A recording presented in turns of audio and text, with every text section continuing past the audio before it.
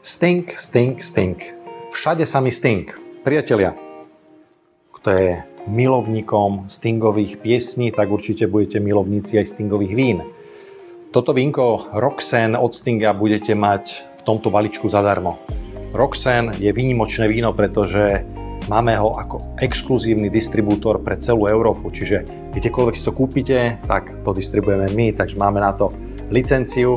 Toto víno sa predáva prioritne v Amerike, takže sme na to právom hrdí a určite vám bude chutiť doma. Budete mať kolekciu 6 druhov vín, ktorú budete mať možnosť ochutnať. Začneme s bielým vínom Message in the Bottle. Nakoľko Sting všetky svoje vína má pomenované podľa svojich piesní, tak aj toto víno Message in the Bottle je podľa jeho pesničky. Vo vnútri je odroda Vermentino ročník 2022, čiže biele, krásne, voňavé víno z Toskánska. Druhé víno, ako už som spomínal, je víno Roxane. V tomto víne sa nachádzajú 3 druhy hrozna, Chardonnay, Trebbiano a Vermentino. Je to ročník 2023. Zmenil etiketu, dizajn, vizáž, takže skutočne vám bude chutiť vás doma.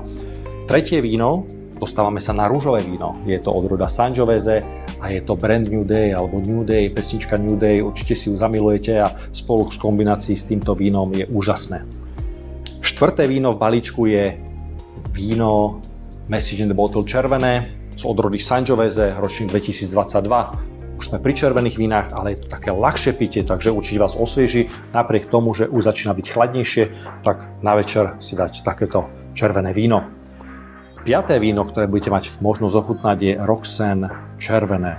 A tu nám máme Sangiovese, Merlot a Cabernet, je to ročník 2023. A pevne verím, že aj toto vínko vám bude chutiť, pretože je stredne ťažké, je ovocné, čiže kto má rád čierne ovocie, černice, maliny a tak ďalej, tak v tomto víne si prídete na svoj.